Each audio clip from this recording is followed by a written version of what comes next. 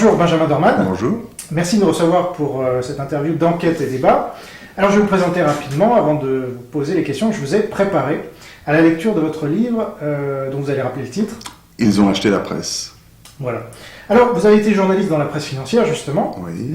Trésorier d'un parti politique divers gauche Oui, et candidat des élections européennes et législatives. tout à fait. Vous êtes diplômé d'un MBA en finance de l'université de Chicago, donc c'est plutôt l'école autrichienne ça. C'est l'école ultralibérale qui est considérée comme monstrueuse. Voilà. Et depuis 14 ans, associé d'un cabinet de consultants indépendants, spécialisé en gestion des risques et en crédit aux entreprises. Et alors, par ailleurs, vous êtes executive chairman d'une structure internationale active dans 30 pays. Oui. Première question, évidemment, pourquoi avoir écrit un livre sur les médias et pourquoi maintenant ? Un peu par hasard, pour connaître un certain nombre de gens qui sont dans cette profession, pour avoir été aussi lié par d'autres biais professionnellement au monde des médias, et en tirant la pelote, en découvrant un mensonge, plus un deuxième, plus un troisième, au bout d'un moment je me dis mais c'est un système là et donc j'ai eu envie d'écrire pour que quand je racontais cette histoire à des amis ou dans des idées, on me disait mais pourquoi on ne le lit pas, pourquoi on ne le sait pas et pourquoi il faut que tu en fasses un livre. Alors j'en ai fait un livre. Tout simplement. Voilà, tout simplement. Et sans vous poser la question sur le fait que ce livre serait médiatisé, justement ? Ah on m'a dit dès le début, a priori, tu n'as aucune chance. Il y a une règle de base déjà en France, il est interdit de critiquer les médias et la presse. Et la deuxième règle, c'est que les éditeurs ne vont pas le publier puisque ils ont besoin de la presse. Les attachés de presse ont besoin qu'on parle des livres, etc. Donc, pas possible. Donc j'ai fait le tour d'un certain nombre d'éditeurs et j'en ai trouvé un courageux et indépendant, ce qui est assez rare. Et donc, féliciter Jean-Pierre Collet. Exactement. Alors au début du livre, que j'ai dévoré, je dois dire, vous dites que la presse française est la plus subventionnée, Oui. on peut commencer par là, au monde. Oui. Et plus loin, vous apportez un chiffre de 18% du chiffre d'affaires. Oui, on est même au-dessus, maintenant on est même à plus de 20%. En gros, en Europe, c'est 2 à 3% en moyenne. Ouais. Et nous, on est à plus de 20%. Et certains journaux sont à 50, 60, c'est-à-dire qu'ils sont de fait, ils sont nationalisés. Je crois que l'Humanité est subventionnée à hauteur de 51 centimes Oui, et il y a par numéro. Oui, et j'ai même pas pu... j'ai chiffré tout ce que j'ai pu chiffrer. D'abord, les rapports parlementaires sont imprécis, et on découvre au passage que certains de nos parlementaires ne savent pas calculer, pas faire des règles de 3, ce qui est impressionnant.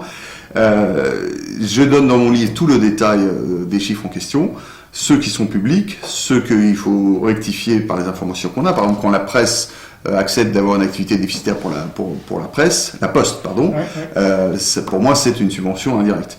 Et il y a des chiffres que j'ai même pas pu avoir, par exemple les achats faits par Air France, qui gonflent les ventes. Qui gonflent les ventes avec un actionnariat en partie public qui insiste là-dessus, etc.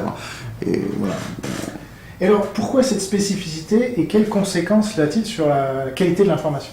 Sur la partie subvention, parce qu'on est au croisement de différentes idéologies, certaines de gauche, certaines de droite, etc. Dans la plupart des pays, j'explique ça simplement dans mon livre, on vit du lectorat et puis depuis longtemps pour beaucoup de la publicité. Chez nous, le lectorat, il y en a beaucoup qui trouvent ça méprisable, parce que c'est l'équivalent d'un client, donc c'est détestable. Et la publicité, pareil, ça a le même mot, c'est le monde de la consommation. Donc on préfère avoir de l'argent public. Et puis comme de toute façon, il y a quand même des réalités économiques qui sont là, quand l'argent public ne suffit pas, on cherche un actionnaire. Donc un actionnaire, c'est quelqu'un qui est prêt à perdre beaucoup d'argent sans poser de questions, pour des gens qui leur expliquent comment est-ce qu'il faut continuer à perdre de l'argent dans la presse puisqu'ils sont spécialisés dans ce domaine. C'est plus un actionnaire, ça c'est un mécène. Exactement. Et le problème, on le sait tous, c'est qu'il n'y a pas de mécène par hasard. Comme l'écrivait quelqu'un dans un livre, je le retrouverai son nom tout à l'heure, il n'y a pas de don ou alors c'est déductible fiscalement. C'est qu'en fait, ils y trouvent un intérêt très clair, qui est un intérêt que chacun comprend bien d'influence, en clair. Alors, dans votre livre, vous parlez beaucoup de la presse de gauche. Oui. Nouvel Observateur et Le Monde, pour ne pas les nommer. Pourquoi ce choix ?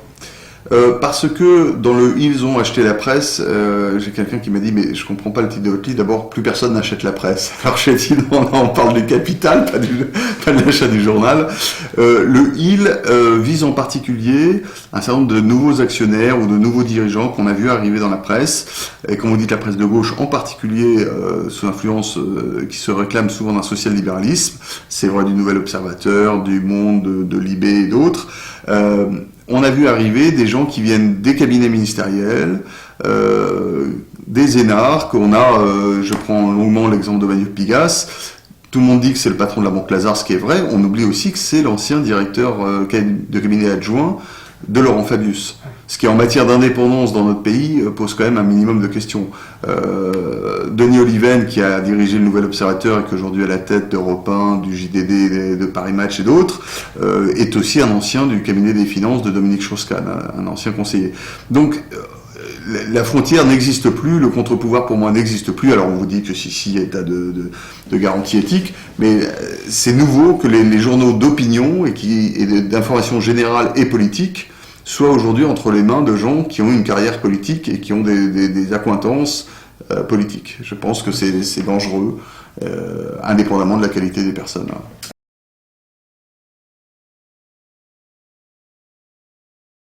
Alors, vous parlez de liens incestueux avec le pouvoir, mais les médias et les journalistes se disent indépendants. Oui. Alors, est-ce qu'ils mentent sciemment ou est-ce qu'ils n'ont pas conscience de la réalité ? C'est une très bonne question. Il y a eu un sondage récemment, puisque généralement on n'a pas le droit de sonder sur ces sujets, mais il y a eu un sondage récemment qui est sorti par Harris sur les journalistes qui tweetaient pendant la campagne.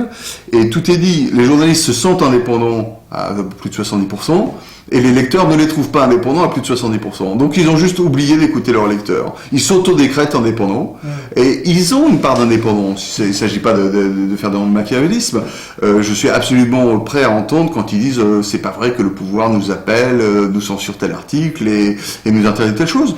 Il n'y a pas besoin. Je veux dire, aujourd'hui, ils sont tellement politisés pour certains, tellement militants et tellement peu soucieux d'informer qu'en effet, il n'y a pas eu besoin que... Alors, dans certains cas, il y a eu besoin d'intervention, mais dans d'autres cas, voilà. C'était la fameuse histoire de quatre maires contactés à l'époque de DSK à qui on disait, mais enfin, si tu écris en lui reprochant des choses, tu vas le faire perdre et Sarkozy va être réélu. Comme si c'était l'alpha et l'oméga du journaliste de s'occuper de la réélection de Nicolas Sarkozy ou de sa défaite. Son métier, c'est d'informer. Son métier n'est pas d'être un militant actif du choix du prochain président de la République.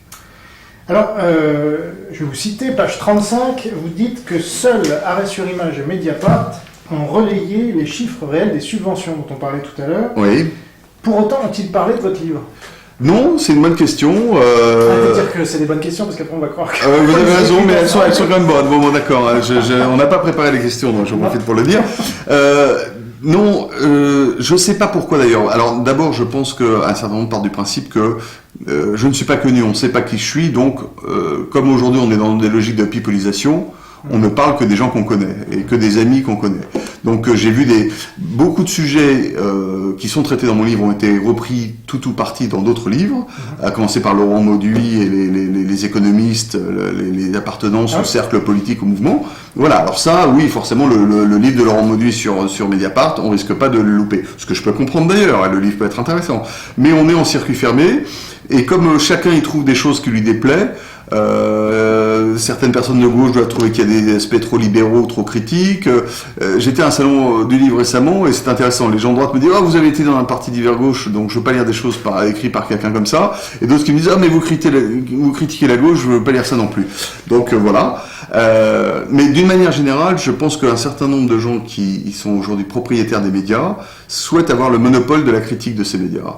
L'idée qu'un tiers extérieur qui ne connaissent pas se permettent de venir critiquer leur profession leur est assez pénible. C'est la charte de Munich en même temps. C'est la charte. La charte de Munich de 71 dit très précisément que seuls les journalistes sont capables de se juger eux-mêmes. Voilà. Tout est dit, alors ils cachent même pas leur jeu. Ils cachent même pas leur jeu, voilà. Sur les subventions, Mediapart avait accepté un certain nombre de subventions et au bout d'un moment a arrêté de les recevoir. Arrêt sur Image a eu encore plus de courage. Alors l'autre chose, vous savez ce que c'est, les livres sont envoyés par des éditeurs à des gens qui sont noyés de livres, qui n'ont plus le temps de lire. Ils ont des équipes, ils ont... Oui, je pense que s'ils veulent, ils peuvent. S'ils veulent, ils peuvent. Mais parfois, peut-être que le miroir est pas joli à voir, donc ils n'ont pas envie de se regarder dans le miroir. Il réfléchit déjà. Il réfléchit. Alors, donc aucun grand média n'a parlé de votre livre ? Écoutez, je vous dis, le site Causeur, une ou deux radios là qui m'ont interviewé. Mais j'ai surtout vu des choses inverses. J'ai vu des rédactions intervenir pour demander que des papiers soient pas publiés. J'ai vu des coursiers envoyés en urgence chez l'éditeur pour voir s'il y avait moyen d'arrêter ça et d'enlever certaines pages. Donc j'ai plutôt vu l'inverse. Des noms. Je me protège. Oui, alors, Pourquoi dites-vous que la presse... Ah, c'est une très bonne question, mais... Pourquoi dites-vous que la presse est responsable du désir d'assistanat des Français ? Je me souvenais pas l'avoir dit comme ça, mais alors ça doit être ma déformation d'avoir été formé aux États-Unis, parce que au bout d'un moment, à force de vivre de sommes qui viennent plus des lecteurs, on s'en occupe moins. Je donne un exemple qui est très très parlant dans le livre, la fameuse reprise du journal Le Monde. À la fin, il y avait 2 candidatures, donc celle de Neil, de Pigasse et de Berger d'un côté, et puis celle de Perdriel de l'autre. Bon. J'ai eu l'occasion de lire les documents d'offres de reprise qui font des dizaines de pages. Dans l'un d'entre eux, il n'y a même pas ni le mot lecteur ni le mot abonné. Et dans l'autre, ça y est 3 fois, dans des dizaines de pages, qui tartinent sur la déontologie, l'indépendance, tout ce qu'on veut, le numérique, bref. Ce sont juste des gens qui écrivent, mais qui ne s'intéressent ni aux lecteurs ni aux abonnés. On pensait qu'avec la face cachée du Monde, soi-disant, il y avait eu un choc culturel et qu'on avait découvert qu'un journal avait éventuellement des lecteurs et des abonnés, ou n'en avait plus. Visiblement, le choc culturel s'est un peu estompé et il va falloir des piqûres de rappel pour beaucoup d'entre eux. Vous savez que Le Monde avait déjà été critiqué en 1976, avec Le Monde tel qu'il est de Michel Legris, puis avec un livre de Philippe Simoneau sur Le Monde l'année suivante. Ça n'avait rien changé. Je cite dans le livre de mémoire une citation russe que j'aime beaucoup qui dit quand vous dites à un russe le monde est petit, vous dites oui, surtout le vôtre. Voilà, c'est le monde, mais c'est le monde dans le sondage Harris dont je vous parlais, il y a aussi les sympathies politiques des journalistes. On connaît le résultat, ils sont à 1 ou 2%, ils votent Le Pen. C'était une consultation. C'était une consultation sur ceux qui étaient sur Twitter. Mais c'était intéressant de voir le décalage complet avec le reste de la population. On n'est pas obligé d'être pile pareil, mais enfin, un fossé à ce point en dit long sur l'absence de représentativité. Donc on parle de son monde à soi. Tout à fait. Alors, bon, en France, il y a des critiques médias, Bourdieu, Serge Alimi, etc. Et ils ont souvent dépeint les grands médias comme des antichambres et des caisses de résonance du capitalisme néolibéral. Êtes-vous d'accord avec ce constat ? En partie, c'est un constat qui est à l'image des nouveaux chiens de garde pour ceux qui l'ont vu, où il y a des choses intéressantes. D'abord, il y a un côté, pour le coup, contre-pouvoir, poil à gratter, obligation de réfléchir, tout ce que fait Acrimed, tout ce que fait bon, il y a des choses intéressantes, les économistes... je sais plus. Lordon. Oui, voilà. Bon, il y a des choses intéressantes. C'est à mon goût là aussi très partisan, c'est-à-dire que c'est monolithique comme analyse, et c'est parfois, vous parliez de Bourdieu et des nouveaux chiens de garde, c'est parfois daté. Alors vous me direz, quand on fait un film, c'est très dur, il faut le temps de le monter, etc., etc. Mais moi, quand on me dit Daniel Cohen dans les nouveaux chiens de garde, Daniel Cohen est un ami d'Alain Minc, qui est un ami de Sarkozy, donc par capillarité, Daniel Cohen est un ami de Nicolas Sarkozy. Bon, moi je veux bien. Moi je vois surtout que c'est le senior advisor de la Banque Lazare, que c'est un proche de Mathieu Pigasse, qu'à ce titre Mathieu Pigasse vient de le nommer au conseil de surveillance du journal Le Monde, et que ça m'intéresserait qu'on m'explique en quoi le journal Le Monde a besoin d'un économiste à son conseil de surveillance, sauf quand il vous aide à gagner des budgets sur la Grèce pour la Banque Lazare. Mais Le Monde, petite parenthèse, propriétaire majoritaire du monde diplomatique, dans lequel bossent tout à fait, tout à fait. J'ai eu l'occasion de leur en parler dans certaines conférences, tout à fait. Ouais. Et c'est là aussi un problème. Oui. Non, il n'en parle pas. Je ne sais pas si c'est par omission, par méconnaissance ou par... Oui, c'est vrai. C'est vrai. Et ils trouvent qu'on ne parle pas assez de Lordon ou de Gallet ou d'un certain nombre d'économistes considérés comme assez l'extrême gauche, et pourquoi pas qu'on les entende plus. En revanche, les économistes libéraux ne veulent pas entendre parler. Ouais. Donc, Ils refusent les invitations dans les médias. Tadi, qui m'interviewait, me disait, mais Lordon refuse de passer dans les médias. Exactement. Alors j'ai eu l'occasion de contacter les gens qui travaillent avec Tadi en disant, écoutez, sur les mêmes thèmes, moi j'écris quelque chose de plus complet, qui balaye plus le spectre. Si vous voulez, moi je réponds volontiers à vos questions, et je n'ai pas eu de réponse à ce genre. Raison particulière ? Pas que je puisse vous parler avec preuves à l'appui devant cette caméra. Très bien. Alors, on a beaucoup reproché à Nicolas Sarkozy d'être très proche des principaux dirigeants des médias, avec raison d'ailleurs, mais ça ne lui a pas permis d'être réélu. Qu'est-ce qu'on peut dire de ce point de vue sur François Hollande ? On peut dire que, en ce qui concerne Nicolas Sarkozy, il a quand même rajouté 600 millions de subventions à la presse pendant son quinquennat, donc je trouve que c'est... En effet, il a peut-être pensé que la presse lui serait plus favorable. Quand il a explosé le budget de la communication du gouvernement dans les journaux, on a un peu moins dit qu'il était hyper communicant, parce que quand même on était content de prendre les dizaines de millions de publicités supplémentaires. mais on ne peut pas dire que celui est franchement réussi quand on voit le traitement qu'il y a eu par la suite. Pour ce qui est de François Hollande, à ma connaissance, bon, même si chacun sait qu'il vit avec une journaliste, n'a pas une proximité particulière directe avec les personnes. Maintenant, on prenait l'exemple du Monde, de l'équipe actuelle. On a un journal qui est considéré comme le premier ou un des premiers journaux d'information en France, dont on vous dit que dans les 3 repreneurs, il y a le financeur à titre privé du candidat de la précédente élection, engagé au Parti Socialiste, et un banquier d'affaires, lui aussi encarté au Parti Socialiste, directeur adjoint du numéro 2 du gouvernement actuel. Il me semble que l'indépendance, quelles que soient les personnes, chacun comprendrait qu'à l'étranger, tout le monde rigole. Quoi. Mais on n'entend pas ça. Non, on n'entend pas. Non, on n'entend pas parce que les mêmes personnes nous disent mais nous sommes garants d'indépendance, et donc, voilà. Vous expliquez ça. On est de gauche, donc on est indépendant. Oui, et puis on rajoute un peu de sauce, on fait une charte, une déontologie, j'aurais craché sur l'honneur, j'interviendrai jamais, enfin toutes sortes de choses auxquelles tout le monde croit plus ou moins. Pendant ce temps-là, les électeurs continuent à dire on se moque de nous et c'est pas crédible. Voilà. Mais on y croit aussi. D'où ça vient ce pouvoir de dire, voilà, je suis de gauche et ça passe? Je ne sais pas si c'est un pouvoir, je pense que c'est un positionnement, c'est un choix. C'est-à-dire que, qu'importe que les gens soient de gauche ou soient de droite, du moment que les faits résistent ne résistent pas aux contradictions. C'est-à-dire que ce livre est fait pour montrer un certain nombre de contradictions, pour moi, qui sont entre la tartufferie, le mensonge, le positionnement. Voilà, au bout d'un moment, les mots gauche, droite et autres deviennent usés. Par contre, il y a un problème sur la cohérence des comportements et de ce qui se fait. C'est moins qu'on puisse dire. Oui. Alors, oui, vous expliquez... je viens de poser la question. Donc, François vient de s'éteindre. Oui. Ça ne vous a pas échappé. Est-ce que ce sera le premier journal d'une longue série, selon vous? Écoutez, j'ai peur que non. Personnellement, j'y serais assez favorable. François est l'exemple par excellence du journal qui a été artificiellement entretenu à coup de millions de subventions pour des lecteurs qui n'existaient plus. Alors vous dites, oui, mais c'était très bien, il y avait un Russe qui était en train de perdre de l'argent. Alors sous prétexte qu'un Russe perdait de l'argent, il fallait que le gouvernement français en perde aussi, ou l'État français, et en l'occurrence vous et moi, les contribuables français en perdent. Je pense qu'on aurait dû arrêter François bien plus tôt. Je pense en effet qu'un certain nombre de journaux devraient aujourd'hui déposer le bilan, et le plus vite sera mieux. Et je pense qu'on devrait beaucoup plus travailler à la mutation sur Internet, à la fois d'un certain nombre de titres connus, qui ont absolument mal travaillé leur mutation sur Internet, et puis encourager un certain nombre de gens de taille plus petite, vous parmi d'autres, je dis parmi d'autres pour que vous ne me taxiez pas de flagornerie, mais qui font un travail d'information avec peu de moyens, et qui aujourd'hui sont à mon avis plus utiles. Il y a des gens qui se plaisent à expliquer qu'Internet c'est n'importe quoi. Denis Oliven disait c'est le tout à l'égout de la démocratie. Moi je vois que dans ce tout à l'égout de la démocratie aujourd'hui on apprend des choses, y compris sur les forums. Il y a des gens qui travaillent énormément. Il y a des gens qui peuvent diffuser de l'information autrement qu'en envoyant un courrier anonyme au canard enchaîné, et que c'est précieux pour notre démocratie, quand bien même il y a de temps en temps des excités, des racistes et des choses dont on se passerait volontiers des commentaires. Il y en a aussi dans les grands médias. Il y en a moins parce que là on fait un travail de ce genre de propos n'a pas lieu d'être, c'est filtré, ce qui est normal.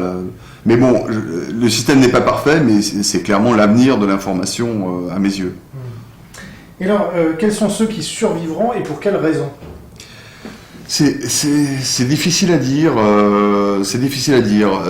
Si j'étais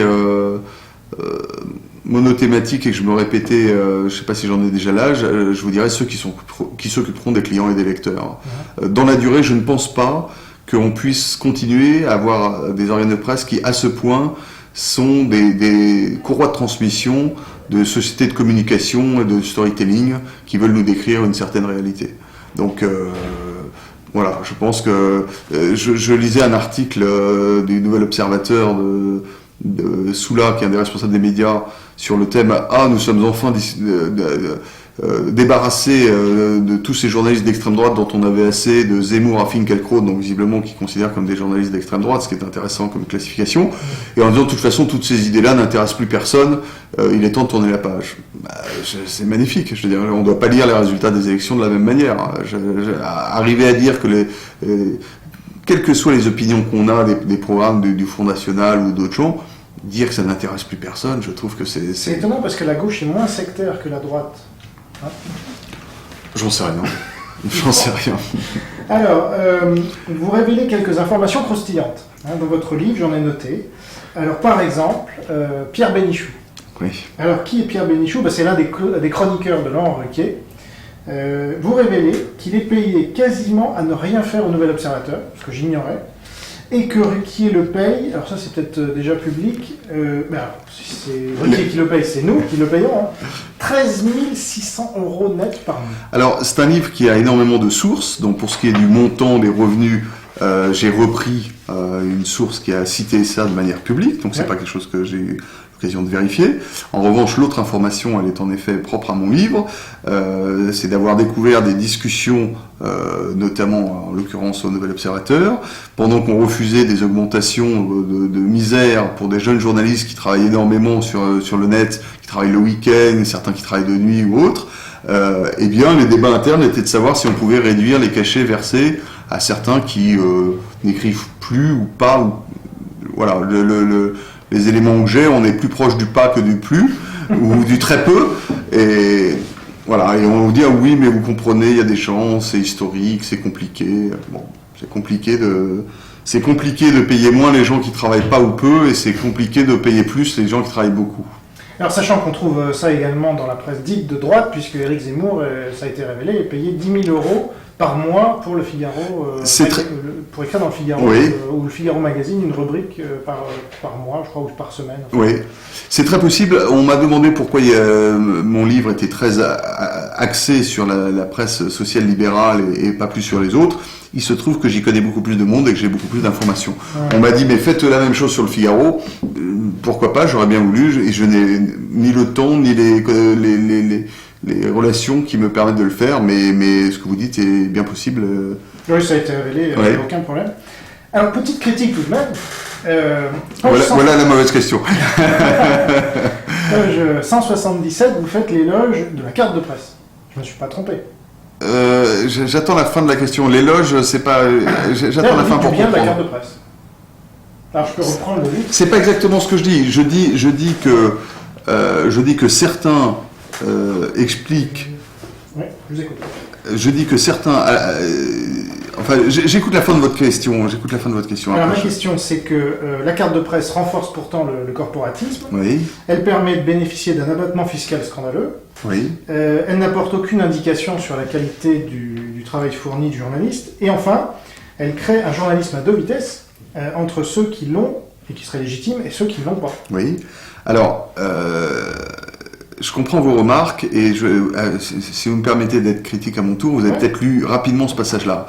Parce que c'est un passage qui avant tout décrit la manière dont quand Denis Oliven était à la tête du Nouvel Observateur, comme le fait aujourd'hui Geoffrin, à mélanger les fonctions de directeur général et de membre de la direction générale et de membre avec les fonctions de fait de directeur de la rédaction. Et dans le cas de Laurent Geoffrin, il a même un contrat de travail de directeur de la rédaction.